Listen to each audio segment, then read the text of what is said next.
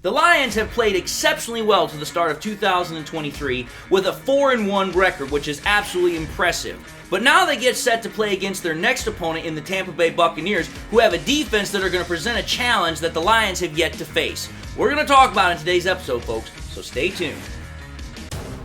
It started with an owner who had a last name fans despised, hiring a coach that the experts thought was crazy. But I got a plan, I swear to you. Who traded for a QB that was said to be washed up. They said the Detroit Lions would never amount to anything, that it would always be the same old Lions. But this team, our team, has a new identity, defined and expressed by the crazy head coach. Doesn't matter if you have one ass cheek and three toes, I will beat your ass. Led by the QB that nobody thought was good. Motor City Mania is in full swing and ready to start. So join the show and be prepared for kneecap biting, because Motor City Mania starts right now. Hello everyone, and welcome back to yet another episode of MCM Motor City Mania. I'm your host David T. Pike, and we're diving in right now. As always, to those that are coming back to the show, I just want to say thank you all for coming back. Thank you all for your view, your support, your patronage. Thank you all for everything that you do. And for the newcomers that have decided to tune into my show, thank you all for your support. Thank you all for your view as well. Hopefully you like the content and I gain your subscription. And as always, I just want to say to everybody, God bless. Let's dive into the content. So here's how we're going to start this show here. I'm going to kind of do a little bit of a back tracing here, kind of do a little bit of a history lesson, because I believe, as a history major from college, that when it comes to understanding historical trends, you have to take a look at all the evidence prior to before you start talking about what you've got coming up. Because again, I am a firm believer in the lesson of if you do not learn from your history, you are prone to repeat it. Well, let's take a look at the Lions' history over the first 5 games that they played this year, because now we've got a pretty decent sample size of what the Lions have done. And again, it's no secret. The Lions in offense, they've played exactly the way they're playing from last year, still playing at a very high level. The defense, playing at an extremely high level over the last 3 games, has done much better than where we were last year at this time. Absolutely a credit to the defense and the fact that Aaron Glenn is starting to understand how to coach that defense. But, and I hate to say that word, especially as a Lions fan when we're talking about this context here, but we have to keep some facts in some mind here. We have to keep facts in mind when we talk about this whole nonsense here, because let's be fair, let's be honest here, because I know for a fact that there's probably going to be a Bucs fan that's going to probably pop in and is going to say some stuff, and I know if I don't address it, they're going to crucify me over it. And so I'm trying to be fair when we have these discussions, when we have these conversations. Let's take a look at what the Lions have done as far as the opponents they've played over the last 5 weeks. If we realistically want to be honest about ourselves here, Lions fans, and I don't like bringing it up, but again, you guys know me. I'm all about the facts. I'm all about truth. I'm all about logic. I'm all about reason. If we take a look at what the Lions have had to deal with for the last 5 weeks, the Lions have caught a lot of solid breaks as far as the opponents we've had to play. Because let's think about it here. The last 3 games that we've played against some very subpar, below-average quarterbacks. I mean, we just played against a rookie in Bryce Young, who's barely 5'10", with a Panthers team that's rebuilding. We just played against Jordan Love, even though he's a 4-year veteran. It's his first year as a starter. Played him in his first primetime game in a rebuilding Packers franchise. So again, not necessarily the best opponent to go against. And then we played against the Falcons, who are arguably one of the worst quarterbacks in the league in Desmond Ridder, who I honestly don't think Desmond Ridder is a starting caliber quarterback in the NFL. So then you go past those 3 games that we just played. Now you start taking a look at the other opponents we played. The Seattle Seahawks are by far the best all-around team that we have played so far. They've got Geno Smith. They've got plenty of weapons on that offense, rushing, throwing the ball, whatever have you. However, though, they also were missing some really key, players in that game. They're missing key players on their offense and defense. Both of their starting tackles on offense were not in that game. And then you take a look at the Super Bowl defending champions that we played in the very first week. They didn't have Travis Kelce. They didn't have Chris Jones. And while I'm absolutely still ecstatic about the fact the Lions won that game 21-20, let's be fair here. Had any of those guys played, whether it was Jones or Kelce, the outcome could have been very, very different. So I know some Lions fans that are probably watching this are going to be like, David, why are you being a Debbie Downer? Why are you pointing out all this information here? You guys will understand what I'm doing here in about a few moments. Because let's be fair here. The Lions have done immensely well, but I'll be real with y'all. We haven't really faced a top-tier team as a total package just yet. Yes, I know we played the Kansas City Chiefs. They're the Super Bowl defending champions, and until they're defeated and don't go back to the Super Bowl, they still are the defending champions, and they're still winning.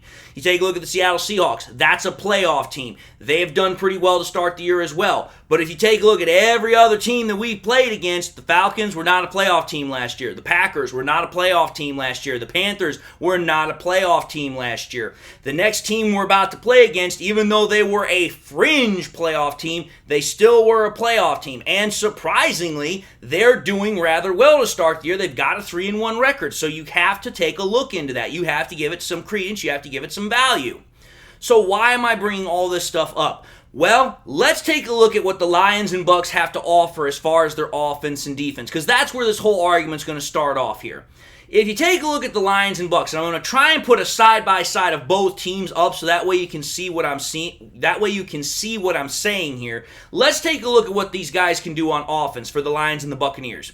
When you take a look at the Lions really quickly, almost every single statistical rankings that I can find literally is in the top 10 or higher. There's only 4 rankings that are not in the top 10. One of them's just outside of the top 10, and the other 3 of those 4 is outside of the top 16. So again, when you take a look at this Lions offense, this is an offense that is well within the top 10 as far as the statistical prowess, but at the same time, you could call it a fringe top 5 candidate for an offense right now. So that's what the Lions have to offer. It's a balanced, explosive, consistent offense. Then you take a look at the Buccaneers. The Buccaneers offense literally only, if I count really quickly here, has like 3 rankings that are in the top 10 or top 5. Everything else is virtually below average, and some of it is near the bottom in the league. And when you think about it, it's no small surprise here. They're terrible in picking up first downs. They're terrible in rushing yards and rushing average. And on top of that, they're not really good in passing the ball. They're not really good in scoring points. And they're not really good in picking up yardage. So what makes the Bucs offense work? Because we Lions fans know what makes the offense work for the Lions. It's like I said, it's balanced, it's explosive, it's consistent. What makes the Buccaneers offense work is that it's an offense that relies on chunk plays, especially in the passing game. Again, take a look at what I just put up there. The Buccaneers passing offense as far as yards is ranked 27th, but yet somehow their passing average is top 10. It's ranked 9th. That tells me this: while they don't pass for a lot of yards, they do get a lot of chunk plays, because that's the only way I can explain why their average is as high as it is in comparison to such a low ranking in terms of total passing yards. But you also have to think about this as well. The Bucs also do 2 other things really well. They don't commit a lot of penalties. They're tied 3rd in penalties, and they are very good with the football. They don't turn the ball over because they're tied for 8th in that category. But everything else, they're really not good in. They're not good in scoring points. They're not good in picking up overall yardage, and they're terrible running the ball. So when you take a look at the comparison of the Lions and Buccaneers offense, it's very, very plainly and clearly obvious that the Lions offense has got this one running away against the Buccaneers offense.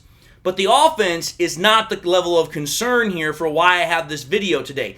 It's the defenses here. Now, to be fair, this is not a bash episode on the Lions defense. The Lions defense has done exceptionally well the last 3 weeks, and overall has done pretty damn well for the start of the year. Again, putting up the statistical comparison side by side here, you take a look at the Lions defense. Again, I've already talked about this before, but if you add all of the statistical data points that I have up here, and then you divide it by the statistical entries, you're talking about a fringe top 10 defense here. So again, it's not quite there, but it's literally right on the cusp.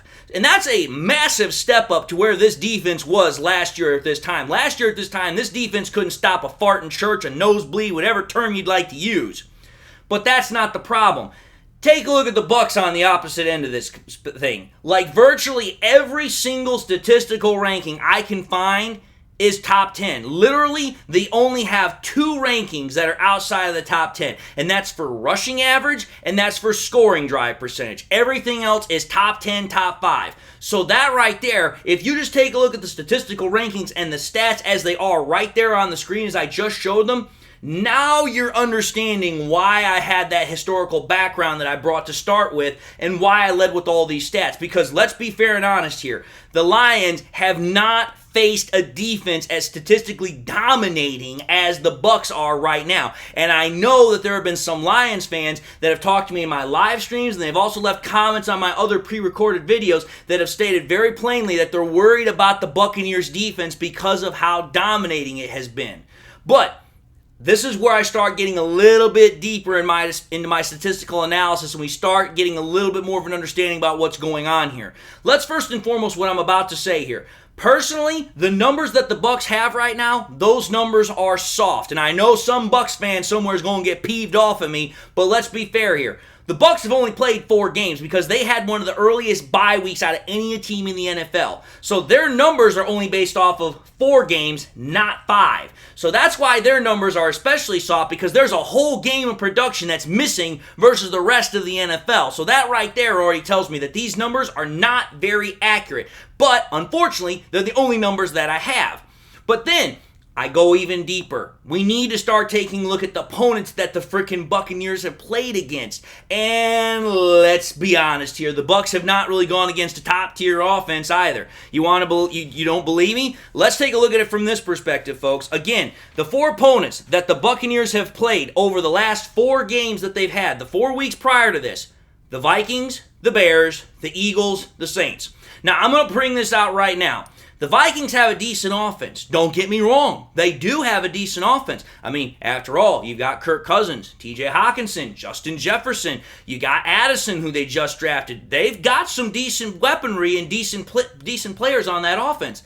But here's the problem with the Vikings offense. The Vikings offense is one of the most turnover-prone offenses in the NFL. They have a turnover drive percentage of 22%. That's 3rd most in the NFL, folks. That means this: if you have just even an average defense, chances are you're going to get at least 1 or 2 turnovers a game. And if there's one thing we know about life in the NFL, a turnover or 2, chances are you're going to lose, which is why the Vikings are clawing for the bottom of the freaking NFC North along with the Bears. Speaking of the Bears, let's take a look at the Bears. Now, I know some Bears fan might see this segment and just go off on me, but let's be fair here.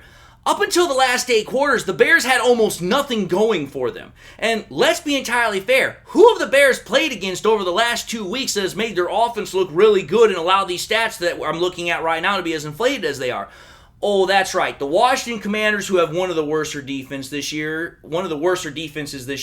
and the Broncos, who have probably the worst defense this year. So it makes no surprise to me that, okay, you go against 2 really bad defenses, your offense is going to benefit from that.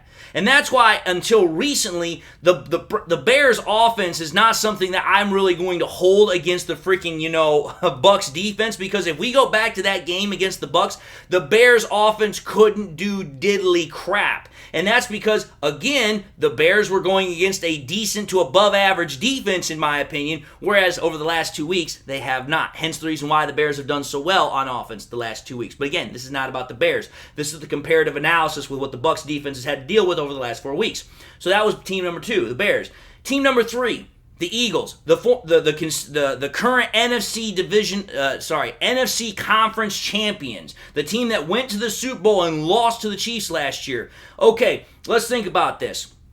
Even though the Eagles' offense is not necessarily dominating as well as it was last year, this is still an offense that is doing exceptionally well. I took a look at every single one of the statistical categories that I also put up for the Lions. Again, they're doing very, very well. They only have 2 categories that are outside of the top 10, and that's for penalties and turnover percentage. And those are barely just outside of the top 10. So when you take a look at what the Eagles are the best overall offense that the Bucs have had to play so far this year. And then when you take a look at the Saints are the exact opposite. They are absolutely terrible. They are horrible on offense. They only have 1 category that's in the top 10. Virtually everything else is well below average, well below the 16th ranking. So the Saints, one of the worst offenses. So what am I trying to do here with all the statistical comparison and analysis here? Here's what I'm trying to point out here. Now we're going to start getting into the meat and potatoes here. Now we're going to start getting into some stuff here. I went back and kind of took a look here at some basic statistics here. First and foremost, like I said, the Bucs are 3-1, right? Who's that one team they lost against? Oh, that's right. It's the Philadelphia Eagles. And oh, they lost at home. Now that's a coinky-dink, because let's think about this. Statistically and rank-wise, the Lions' offense matches up very, very well with the Eagles' offense. The Lions are getting set to go to the Tampa Bay Bucs Stadium to play them here next week.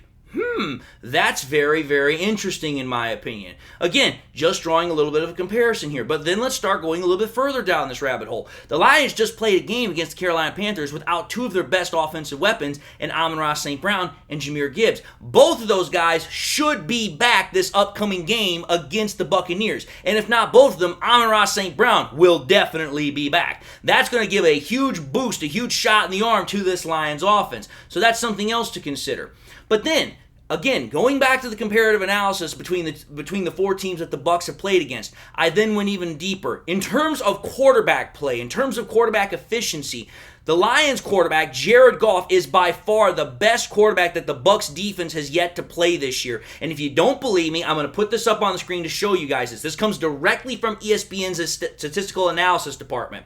Goff has a 71 QBR rating. Now, mind you, that's off of a scale of 100, so 71 is pretty damn good. He also has a 104.4 passer rating. The next quarterback, Jalen Hurts, who has a ranking of 61 QBR. Then you take a look at freaking his passer rating, which is a 91.4. And then you take a look at Kirk Cousins, a 60.2 for QBR, and then a 101.7 for passer rating. Then you take a look at Justin Fields, a 46.1 QBR and a 95.4 passer rating. And again, Derek Carr is not much better. So when you take a look at the statistical analysis and comparison that I'm putting up here, it's quite plainly obvious the Buccaneers defense has not yet played against a quarterback like Jared Goff. Jared Goff is head and shoulders well above every other quarterback that the Buccaneers defense has played. That's going to make a massive impact as well. But then again, let's talk about the comparison of when the Eagles came in and played the Bucs. Okay here. Eagles are the Bucs' only loss this season. If I recall correctly, they lost that game, 25-11 or some nonsensicalness like that? I don't know how you score 11 points, but apparently they figured a way to do it. Anyway, when you take a look at the matchup between the Lions' offensive weapons and the Eagles' offensive weapons, it's rather interesting here. The Lions have Jahmyr Gibbs. Oh, that's right. Who do the Eagles have? They have DeAndre Swift, our former running back. That's a pretty good matchup comparison. But here's the other thing that the Lions have on offense for running back. They have David Montgomery. Outside of DeAndre Swift, the Eagles don't really have another running back right now. The other guy that they picked up, Rashad Penny, he's out with injury. So the Lions have an extra running back threat that the Eagles don't have.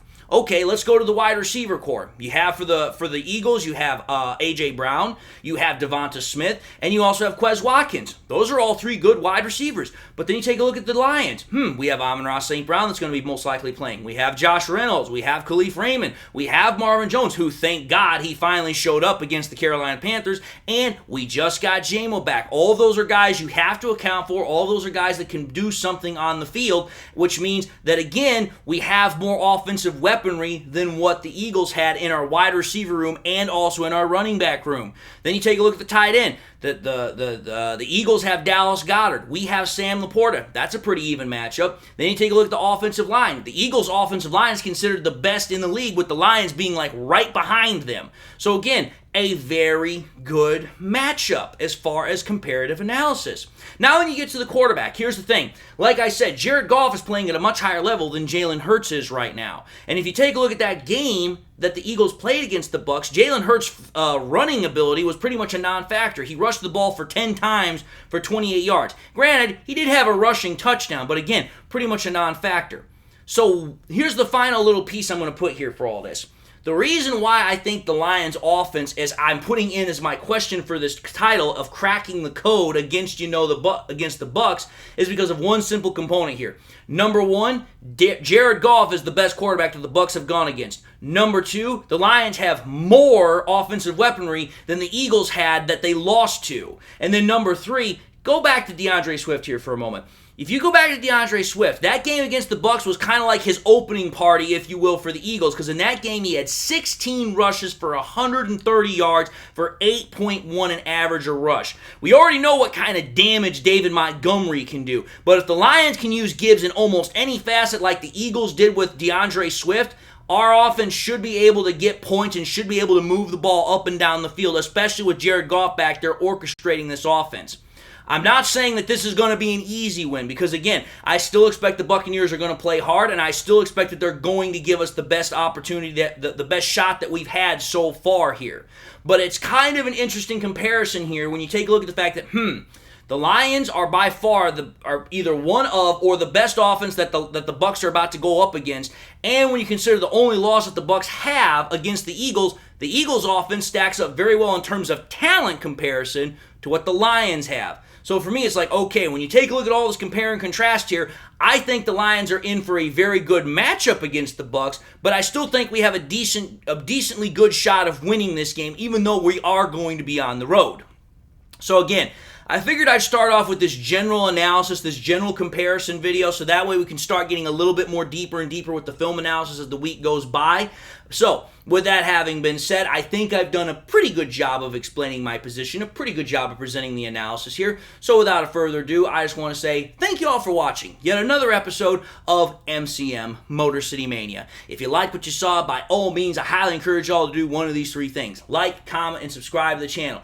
If by chance you subscribed in the past and you forgot to do so at the time, or you just subscribed and you've not yet had a chance to do so, first and foremost, I highly encourage y'all make sure you hit that subscribe button, but I also encourage y'all, please, make sure you turn on that bell notification icon that goes along with it so that way you never miss any more content that I push out. Again, the subscription numbers are always going up, but I want to make sure we turn that bell notification icon so that way you always get the most up-to-date, content that I create, and that way you never miss out on anything that I create. So, with that having been said, I also want to encourage y'all to share this Lions content with your Lions friends and family members. Share it on YouTube, Twitter, Facebook. Share it anywhere and everywhere you can with anybody and everybody that you can. And as always, I just want to thank you all for your time. Thank you all for your view, your support, your patronage. Thank you all for everything that you do. Hopefully I gained your subscription. And I just want to say, God bless. And until the next time we meet, I'll see you all in the next episode.